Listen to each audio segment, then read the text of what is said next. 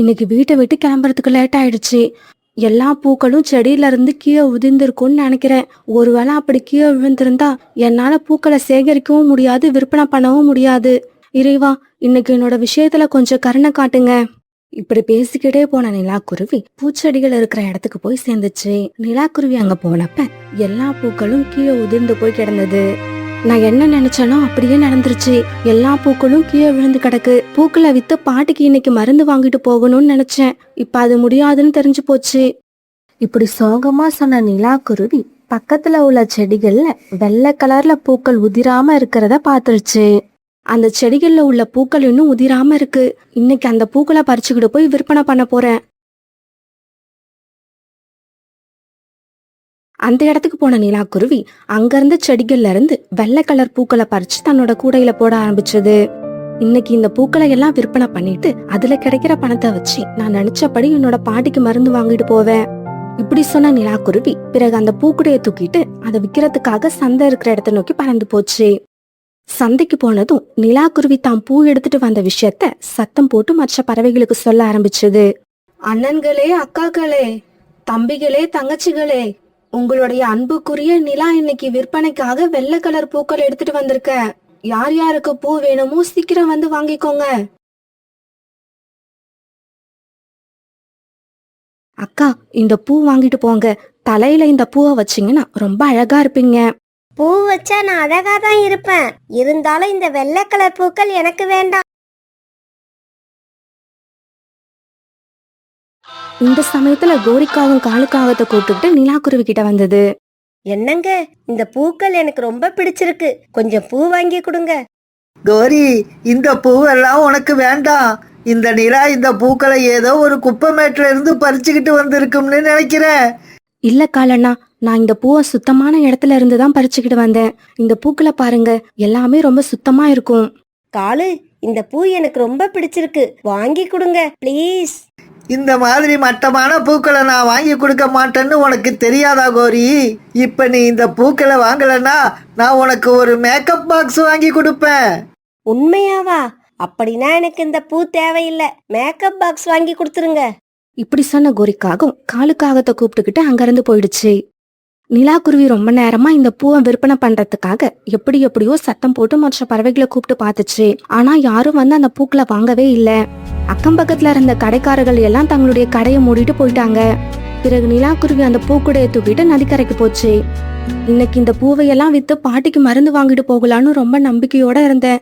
ஆனா ஒரு பூ கூட விற்கவே இல்லை. இன்னைக்கு வெறும் கையை வீசிக்கிட்டு தான் வீட்டுக்கு போகணும் போல இருக்கு. இந்த பூக்களை எல்லாம் நதியில கொட்டிட்டு கூடையை எடுத்துட்டு போவோம். அந்த சமயத்துல சின்ன குழந்தைங்க போடுற புது ட்ரெஸ் ஒண்ணு கீழே கடந்தத நிலாக்குருவி பார்த்தது. இந்த உடை ரொம்பவும் புதுசா இருக்கு. என்கிட்ட இருக்கிற பூக்களை எல்லாம் நான் இந்த ட்ரெஸ்ல வச்சு தைக்க போறேன். இப்படி சொன்ன நிலாக்குருவி கூடையில இருந்த பூவையெல்லாம் எடுத்து அந்த ட்ரெஸ்ல வச்சு தைக்க ஆரம்பிச்சது. பிறகு சீக்கிரமாவே தான் கிட்ட இருந்த எல்லா பூவையும் அந்த ட்ரெஸ்ல வச்சு தச்சு முடிச்சிருச்சு.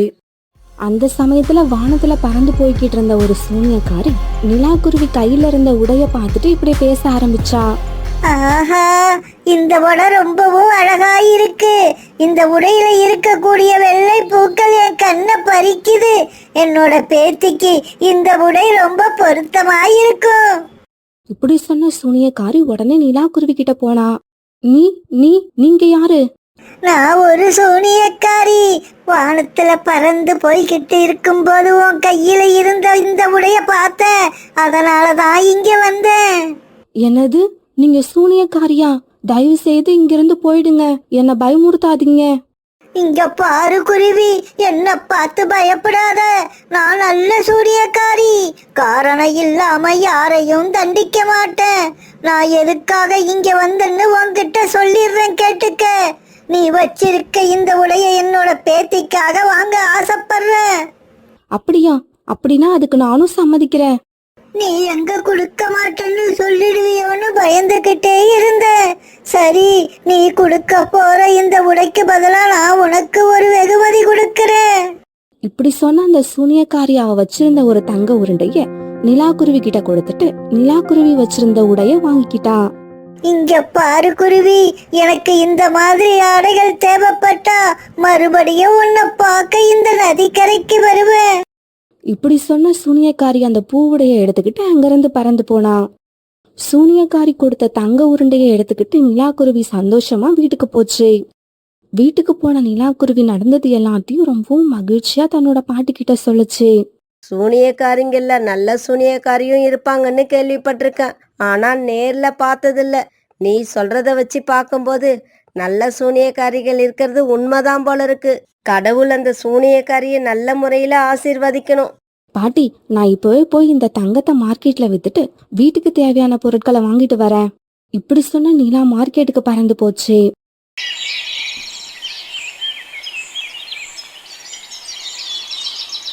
கொஞ்ச நாட்கள் கழிச்சு ஒரு நாள் நிலாக்குருவி பூக்களை பறிக்கிறதுக்காக தோட்டத்துக்கு போக தயாரான சமயத்துல அந்த சூனியக்காரி நிலாக்குருவியோட வீட்டுக்கே வந்துருச்சு. குருவி, உன்னை நதிக்கரையில வந்து தேடி பார்த்தேன். நீ அங்க இல்ல, அதனாலதான் வீட்டுக்கே வந்துட்டேன். அப்படியா? என்ன விஷயமா என்ன தேடுறீங்க? நீ கொடுத்த உடை என்னோட பேத்திக்கு ரொம்பவும் பிடிச்சு போயிடுச்சு. அதே மாதிரி சிகப்பு கலர்லயும் நீல கலர்லயும் உடை வேணும்னு என் பேத்தி பிடிவாதம் பிடிக்கிறா. 2 நாளைக்குள்ள இந்த உடைகளை என்னோட பேத்திக்காக தயார் பண்ணி கொடுக்க முடியுமா? என்னோட பேத்திக்கு பிடித்தமான உடைகளை நீ தயார் பண்ணி கொடுத்தா உனக்கு நான் ஒரு மூட்டை தங்க நாணயங்களை கொடுப்பேன். அப்படியா? இன்னும் 2 நாளைக்கு அப்புறம் சாயங்கால நேரத்துல நீங்க நதிக்கரைக்கு வாங்க. நான் உங்களுக்காக உடைகளை தயார் பண்ணி வச்சிருப்பேன். நிலாக்குருவி இப்படி சொன்ன உடனே அந்த சூனியக்காரி ரொம்பவும் சந்தோஷமா அங்கிருந்து பறந்து போனா. மறுநாள்ல இருந்து நிலாக்குருவி சூனியக்காரி கேட்ட மாதிரி உடைகளை தயார் பண்ண ஆரம்பிச்சது. நிலா, 2 உடைகளை தயார் பண்றதுக்கு நிறைய பூக்கள் தேவைப்படும். அவ்வளவு பூக்களை உன்னால மட்டும் பறிக்க முடியுமா? நானும் உன் கூட வரேன். பாட்டி, உங்களுக்கு உடல்நிலை சரியில்லை, அதனால என் கூட வந்து நீங்க கஷ்டப்பட வேண்டாம். நீங்க வீட்லயே இருங்க, மத்த வேலைகளை நான் பாத்துக்கிறேன். நிலா, என்ன நீ ரொம்ப கவனமா பாத்துக்கிற. உன் அப்பாவும் அம்மாவும் உயிரோட இருந்திருந்தா உன் பேச்சை கேட்டு ரொம்ப சந்தோஷப்பட்டு இருப்பாங்க. கடவுள் ஏன் தான் உன்னோட அப்பா அம்மாவை இவ்வளவு சீக்கிரமா கூப்பிட்டுக்கிட்டாருன்னு தெரியல. இப்படி சொன்ன பாட்டி கண்ணீர் விட்டு அழ ஆரம்பிச்சாங்க. பாட்டி, நடந்ததை நினைச்சு கவலைப்படாதீங்க. நம்ம வாழ்க்கையில ஏற்கனவே நடந்ததை நம்மளால மாத்த முடியாது. அதனால நாம அதை முழு மனசோட ஏத்துக்கணும். சரி பாட்டி, எனக்கு நேரம் ஆகுது, நான் பூக்களை பறிக்க போறேன். பிறகு நிலாக்குருவி தன்னுடைய கூடை எடுத்துக்கிட்டு பூக்களை பறிக்கிறதுக்காக அங்கிருந்து பறந்து போச்சு. இப்படி போன நிலாக்குருவி ரொம்பவும் கஷ்டப்பட்டு அந்த தோட்டத்துல இருந்த பூக்களை பறிச்சு எடுத்துக்கிச்சு. பிறகு அந்த பூக்களை எடுத்துக்கிட்டு தன்னோட வீட்டை நோக்கி பறந்து போச்சு. வீட்டுக்கு வந்த நிலாக்குருவி அந்த பூக்களை வச்சு சூனியக்காரி கேட்ட மாதிரி 2 உடைகளை தயார் பண்ண ஆரம்பிச்சது.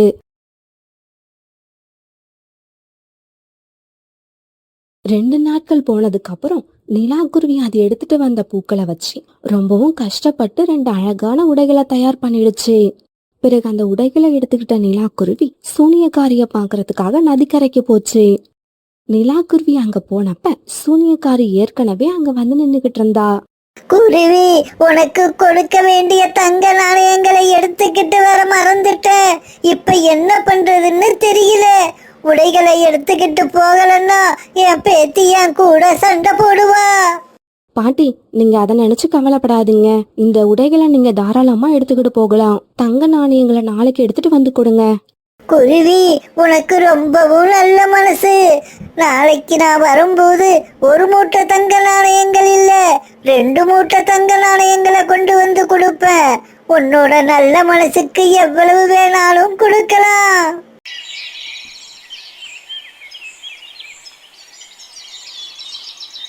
மறுநாள் சாயங்காலம் நிலாக்குருவி சூனியக்காரியை எதிர்பார்த்து நதிக்கரையில உட்கார்ந்து இருந்துச்சு. அந்த சமயத்துல அங்க காலுக்காகவும் கோரிக்காகவும் வந்தாங்க. என்ன நிலா, ரொம்ப நேரமா கரையில நின்னு யாரை எதிர்பார்க்கிற? நான் சூனியக்காரி பாட்டியை எதிர்பார்த்து காத்திருக்கேன். சூனியக்காரிக்காகவா? எதுக்காக நீ அவளை எதிர்பார்க்கணும்? கோரி இப்படி கேட்ட உடனே நிலாக்குருவி நடந்த கதை எல்லாத்தையும் காங்கள் கிட்ட சொல்லுச்சு. நடந்த கதையை கேட்ட உடனே காலுக்காகத்துக்கும் கோரிக்காகத்துக்கும் பேராசை வந்துருச்சு. நிலா, நாங்க வந்த விஷயத்த மறந்துட்டு உங்ககிட்ட என்னென்னமோ பேசிக்கிட்டு இருக்கோம். நாங்க உன் வீட்டை கிராஸ் பண்ணி வர்றப்ப உங்க பாட்டியோட குரல் ரொம்பவும் பலகீனமா கேட்டுக்கிட்டு இருந்தது. அவங்க உங்ககிட்ட ஏதோ உதவி எதிர்பார்க்கறாங்கன்னு நினைக்கிறேன். ஐயோ, என்னோட பாட்டிக்கு என்ன ஆச்சு? இப்படி சொன்ன நிலாக்குருவி தன்னுடைய வீட்டுக்கு பறந்து போச்சு. கோரி, இப்படி ஒரு பொய்ய சொல்லி நிலாக்குருவியை எதுக்காக வீட்டுக்கு அனுப்புன? இப்ப இந்த சூனியக்காரி வந்தால் அவன் என்ன பண்றது? காலுஜி, உங்க மூளை ரொம்பவும் மொக்கையா இருக்கு. என்ன செய்யணும்னு நான் சொல்றேன் கேட்டுக்கோங்க. சூனியக்காரி வந்ததும் நிலாக்குருவிக்கு ஏதோ வேலை இருக்கிறதால இங்க வர முடியல, நாணயங்கள் இருக்கிற மூட்டையை எங்களை வாங்கிட்டு வர சொல்லுச்சுன்னு ஒரு பொய்ய சொல்லணும். சூனியக்காரி அதை நம்பி நாணயங்கள் இருக்கிற மூட்டையை நம்ம கிட்ட கொடுப்பா. அதை எடுத்துக்கிட்டு நாம நம்ம வீட்டுக்கு போக போறோம். இதுதான் என்னோட பிளான். பிறகு காங்கள் 2 பேரும் சூனியக்காரி வந்த உடனே அவகிட்ட போய் சொல்லி அந்த தங்க நாணயங்கள் இருந்த மூட்டைகளை வாங்கிக்கிட்டு தங்களோட வீட்டுக்கு பறந்து போனாங்க.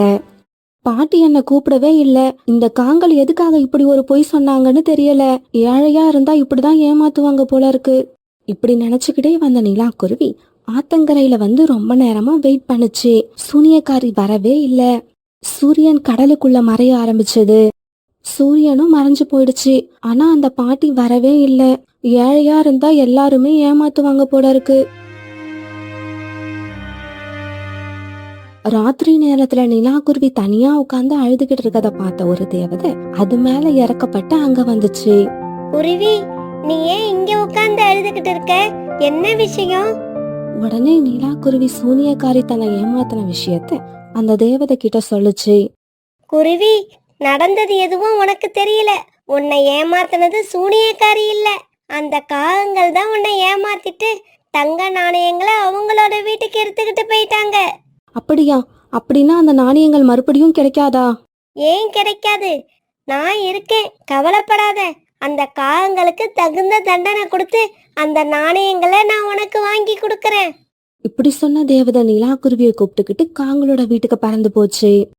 காங்களோட வீட்டுக்கு போன தேவதை அந்த காங்கள் 2 பேரையும் மந்திரத்துல தலைகீழா தொங்க விட்டுச்சு. எங்களை நேராக்குங்க, எங்களை நேராக்குங்க, எனக்கு மயக்கம் வர்ற மாதிரி இருக்கு. நிலா, எங்களை பழையபடி ஆக்க சொல்லு. வயிற்றுல இருக்கிற குடல் வாய் வழியா வெளியே வந்துடும் போல இருக்கு. காகங்களே, நீங்க செஞ்ச தவறுக்கு உங்களுக்கு இதுதான் தண்டனை. இதுல இருந்து உங்களை யாராலையும் காப்பாற்ற முடியாது. 24 மணி நேரம் நீங்க இப்படிதான் கஷ்டப்படணும். இப்படி சொன்ன தேவதை பிறகு அந்த தங்க நாணயங்கள் இருந்த மூட்டைய நிலாக்குருவி கிட்ட ஒப்படைச்சது. அந்த தேவதைக்கு நன்றி சொன்ன நிலாக்குருவி பிறகு அந்த நாணயங்கள் இருந்த மூட்டைகளை தூக்கிக்கிட்டு தன்னோட வீட்டுக்கு மகிழ்ச்சியோட பறந்து போச்சு. இந்த மாதிரி சுவாரஸ்யமான நல்ல கதைகளை பார்க்கறதுக்கு நம்ம சேனலை சப்ஸ்கிரைப் பண்ணி தொடர்ந்து எங்களுக்கு சப்போர்ட் பண்ணுங்க. இந்த கதையை பத்தின உங்களுடைய கருத்துக்களை கமெண்ட் பாக்ஸ்ல சொல்ல மறந்துடாதீங்க.